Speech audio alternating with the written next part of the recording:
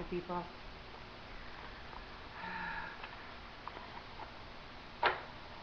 Well, if anybody's watching this, I'm keeping up with it, besides me. My friend was over here earlier today with her kids, and I had the computer up and on this, and so they were playing, so I let them make a video. I don't know if you saw that, but I was in the background, and as you can see, I am in a much better place today than I was last night when or yesterday, when I took my Prozac. I was talking about how I was in that deep depression and everything, and they're trying to put me on some kind of Risperdal antipsychotic, which, I mean, depression, psychotic. No. And I wouldn't take it. I was too scared from all the things I've seen on YouTube about it, and I'm sorry, but the side effects are much worse than, much worse than my depression. I mean, my depression is circumstantial because I don't have my son. You know, my daughter is supposed to be coming up for the summer now. I found out because I'm going through this whole, what I'm going through, she can't come up either until my son does, which could be 3 months, 2 to 3 months, which really bums me out. But I made a mistake, and I basically pay for it, except for the ramifications of my actions. I mean, I made a mistake. I did something really, really stupid, very irresponsible as a parent, and I'm paying for it.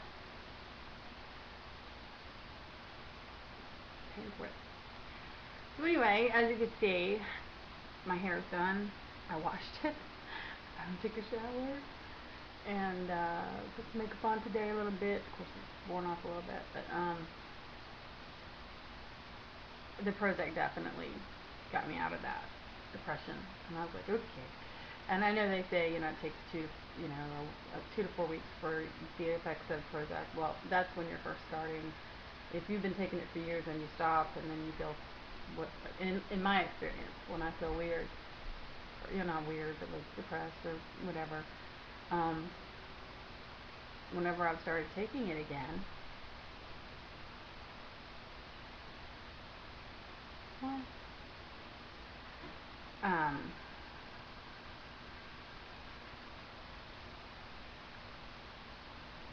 anyway, it looks like my computer's not hooked up now.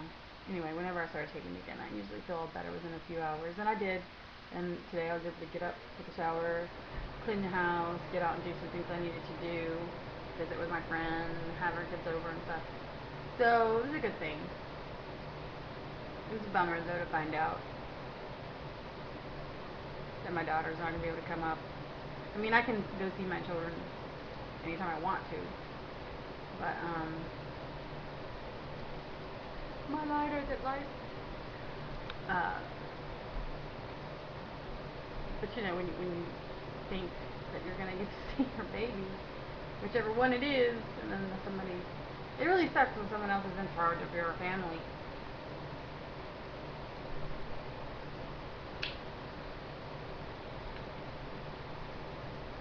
It really sucks. But when you make bad choices and then have breakdowns, hurt yourself or whatever, what do you expect? Anyway, so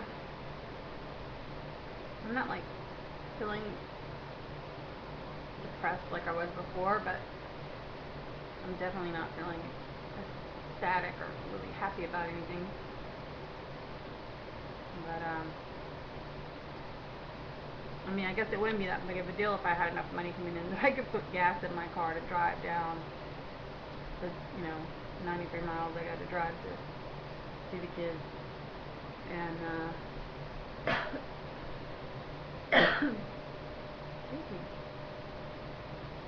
And that's what I always do. Some days I want to just throw up my hands and say, you know what, fuck it.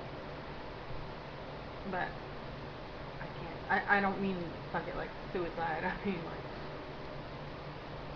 just forget dealing with all this crap. But I can't do that. You know, it's just you can't give up. You've got to keep fighting one day at a time. Every day, got to fight. And that's what I'm doing. In a massive fight for my family. And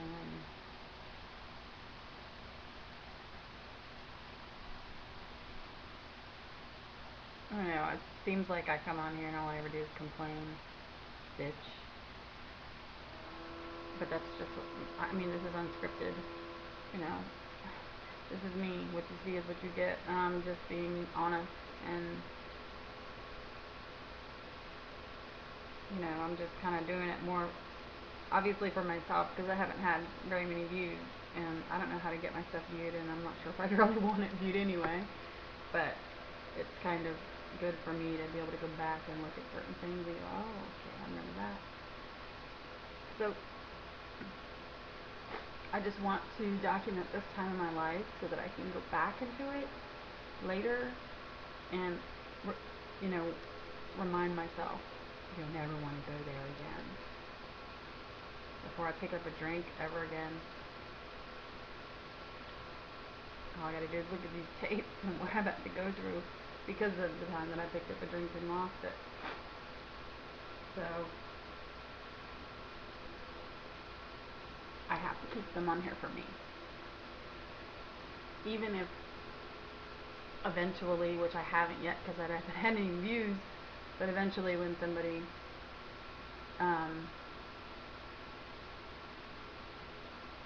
makes a negative comment or whatever, whether it be something that, I don't know, my husband or somebody can use against me later, can't look at it that way, because that's not, I'm doing it for myself to look back at this time because I don't want to ever go through this again. And if I can in some small way help another woman out there who might be contemplating whatever, to think you don't know what you have to lose and how hard it'll be to get it back just from that one little mistake. Whether it be a crack fight, hooking, drinking, snorting cocaine, popping pills, whatever, it'll drag you down, it'll bring you down. In the end, it's no good. It says in the big book, this disease leads us to jails, institutions, and death. I've been to jail and I've been to an institution. Next step is what? A death? No, thank you. I think I'll stop here in the hold. No more cards for me, thanks. I like to walk away with what I've got, and you know, I don't want to walk out of this casino with nothing in my pocket, if you know what I mean. Totally talking metaphorically here.